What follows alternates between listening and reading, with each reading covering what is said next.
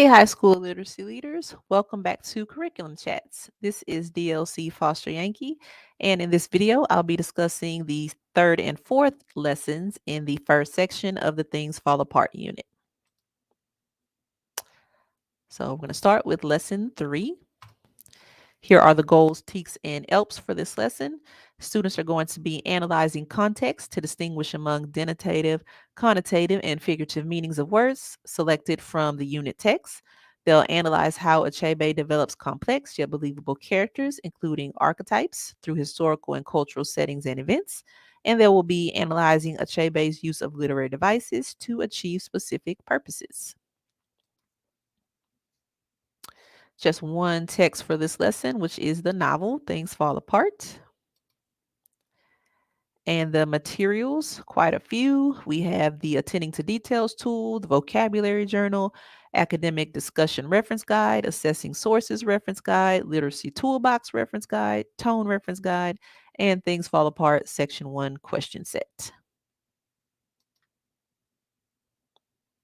For the lesson overview, students will be examining setting and characterization in chapters 2 to 3 of Things Fall Apart, and there are 5 activities for this lesson. So, lesson 3 begins with an optional activity. Students get into small groups and compare the words they wrote in their vocabulary journals in the previous lesson. One word is selected from each group, and students respond to vocabulary exercises provided by the teacher. As I said, it is optional, but it could be a good warm up activity and opportunity for students to practice using the words in meaningful contexts. There are some exercises suggested in the teaching notes, and I always recommend turning those into a choice or bingo board and allowing students to choose which exercises they'd like to complete.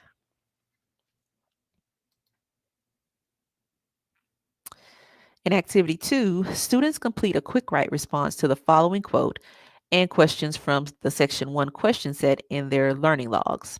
Responses need not be limited to these questions. Students are allowed to respond in any way they like. Once they've completed the quick write, they share their answers with their group, then pick one idea from their discussion to share with the class and add or modify their notes as they deepen their understanding of Okonkwo. Supports before this activity have students briefly discuss the questions from the homework activity in the previous lesson. I like the idea of setting a timer depending on the writing stamina of the class and the teacher completing their own quick write somewhere students can see as they write and share with their groups in order to encourage students to write.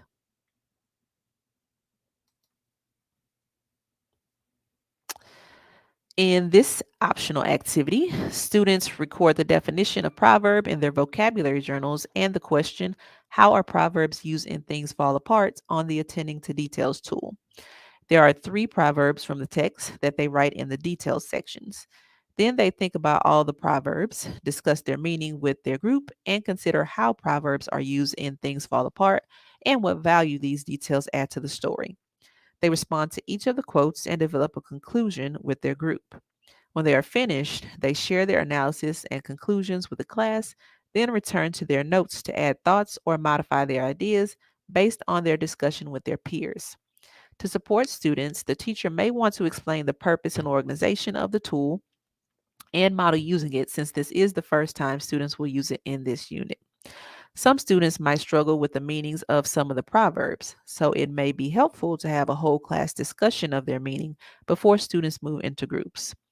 When reviewing the definition of proverbs, it might be helpful to provide examples students are familiar with, like actions speak louder than words, or a picture is worth 1,000 words. For English learners, you might find proverbs in their first language. Create an anchor, create a proverbs anchor chart, and as the class encounters them in the novel, add them to the chart with a translation.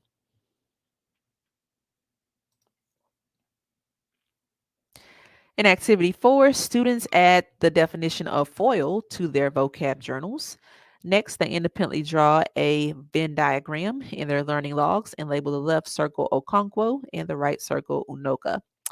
They write the characteristics of each character and any characteristics the characters share in the portion where the circles overlap, Also, finding quotations from the text about each character and adding them to the appropriate location in their Venn diagram. Once they are done, they study their diagram and write a summary statement of their observations that describes Unoka's effect on Okonkwo's character. They wrap up the activity by discussing in small groups how is Unoka a foil to Okonkwo. To support students, determine whether they will complete this activity as a class, in groups, pairs, or individually with check ins.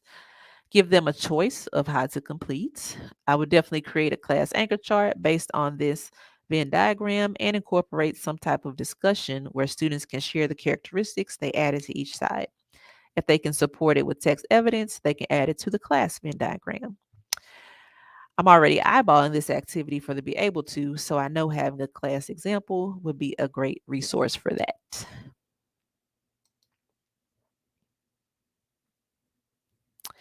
To conclude lesson 3, students read chapters 4 to 5, which is about 9 pages long in my copy, and things fall apart, and respond to the following questions from the section 1 question set in their learning logs. They also add new or interesting words they encounter in their vocabulary journals. Again, we have a note that page numbers may be different depending on which version of the novel students have access to. The teacher can support students by having them use the questions as a guide while they read or jigsawing the questions so that they are reading with a specific lens in mind. For engagement, the teacher might give students the option of reading in small groups with a partner or independently as long as they are reading.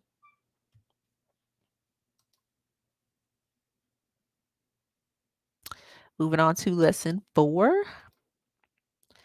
Again, we have the goals, teaks, and ELPs. Students are going to be analyzing how Achebe develops complex yet believable characters, including archetypes, through historical and cultural settings and events. They'll analyze how historical and cultural settings influence characterization, plot, and theme in chapters 2 to 3. And they will interact with text to identify and utilize standard English conventions, including consistent, appropriate use of verb, tense, and active and passive voice. Two texts for this lesson. Again, the novel Things Fall Apart, and also again Igbo culture. Well, from Igbo culture and history. They're reading an excerpt from that this time. The materials for the lesson are the Analyzing Relationships tool, Character Note Taking tool, Mentor Sentence Journal, Vocabulary Journal, and the Things Fall Apart Section 1 question set.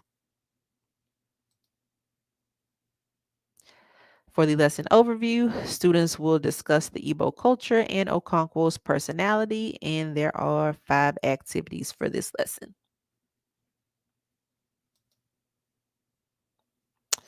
So, lesson 4 begins with students working in small groups to read and annotate social and political structures, cross cutting ties, and council of elders from Don C. Ohadike's Igbo culture and history, and respond to the question on the screen. What aspects of the social and political structures of Igbo culture have you noticed thus far and things fall apart? They are to cite evidence from both texts to support their answer. Each group is going to choose one specific aspect of the social and political structures that they have seen in Things Fall Apart and share it with the whole class. For the next step of activity 1, the groups are divided in half, and one half reads the subsection age groups, while the other half reads the acquisition of titles and the council of chiefs.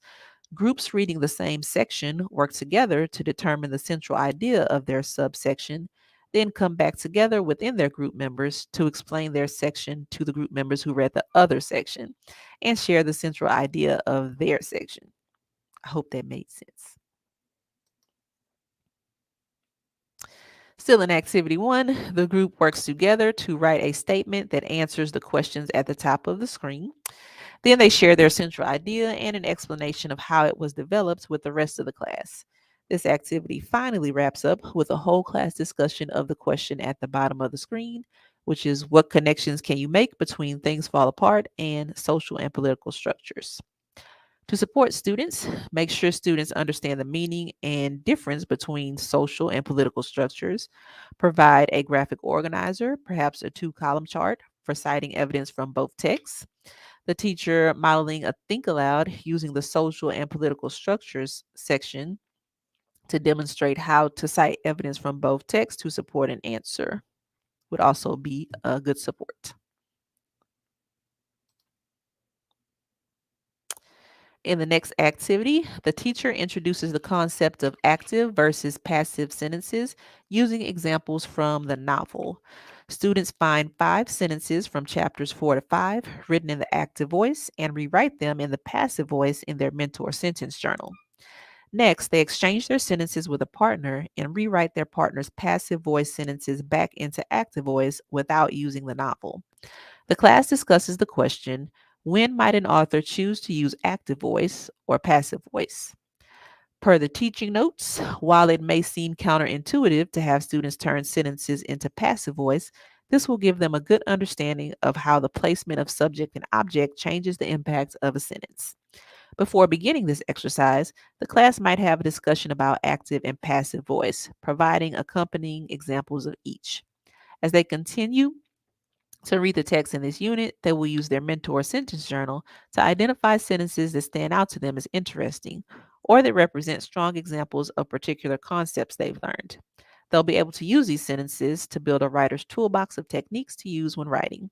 To support English learners, the teacher might have them think about how the construction of a mentor sentence compares to the construction of sentences in their home language in order to build connections from one language to another. If they struggle to understand the mentor sentences, they can look for examples of the concept in their independent reading instead, or manipulate sentence strips so they can clearly see the different parts of a sentence. Advanced students can experiment with grammatical rules to create sentences that move beyond the model. In activity 3, the teacher introduces the definition of juxtaposition and students add it to their vocabulary journals. Either the teacher or a student reads aloud from the opening of chapter 4 until and the lad ikamafuna on page 27, depending on which edition students are reading.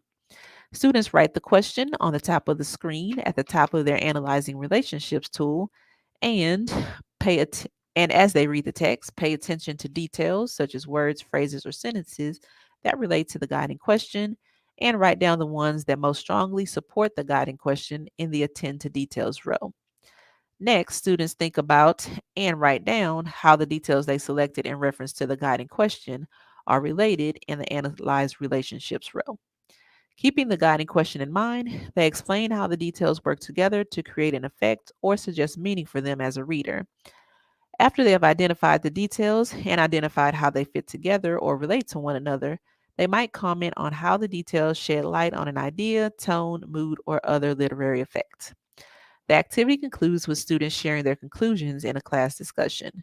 To support students, the teacher might guide students through the process of using the Analyzing Relationships tool or allow them to work in pairs or groups. If they work in pairs, have them compare answers when they are finished. In the activity, with a discussion of juxtaposition and an examination of how Achebe is able to present a complex character within a few paragraphs.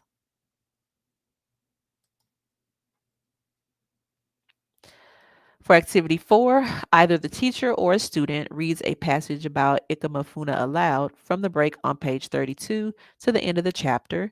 Then students respond to the questions on the screen in their learning logs before comparing notes with someone outside their group. They prepare to share why Ikamafuna might be important in the novel and how Achebe foreshadows Ikamafuna's fate in a short discussion with the class, using a copy of the character note-taking tool to keep track of Ikamafuna throughout the novel. To conclude lesson 4, students read chapters 6 through 7, which is about 8 pages long in my copy. And things fall apart. Respond to the following questions from the section 1 question set in their learning logs and add new or interesting words they encounter in their vocabulary journal. Again, page numbers may be different depending on which version of the novel students have access to. If the teacher does opt to do this activity as homework, it is suggested to make the reading mandatory, but it is at the teacher's discretion whether or not students complete the questions or just use them as a guide as they read the chapters. And like I mentioned at the end of lesson 3, an option for student engagement might be to allow students the option of reading in small groups with a partner or independently, as long as they are actually reading, if the reading is to be completed in class. Right, which brings us to our cubs for lessons 3 and 4. For lesson 3, we have students will know that a foil is a character whose characteristics are in contrast with another character, typically the protagonist. Students will understand Achebe's use of literary devices such as foils to highlight or amplify character traits in Okonkwo. And they will be able to explain in small groups how Unoka is a foil to Okonkwo using a Venn diagram. For lesson 4, students will know who, I think I spelled that wrong, Ikamafuna is. They'll understand how Akebe develops complex yet believable characters and be able to explain why Ikamafuna might be important to the novel and how Achebe foreshadows Ikamafuna's fate using a class discussion. I also made a more writing focused cub because that activity also has a product. Not necessary to do both. I would say pick one depending on your product, but the writing cub is students will know the difference between active and passive voice. They'll understand why authors might choose to use active or passive voice, and they'll be able to rewrite in the passive voice 5 sentences from chapters 4 to 5 that are written in the active voice using the mentor sentence journal.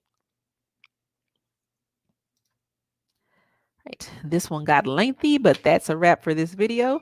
I welcome your feedback and look forward to hearing from you either on Twitter, via email, or in the comments. While you're here, don't forget to subscribe so you never have to worry about missing a video. Thanks for watching.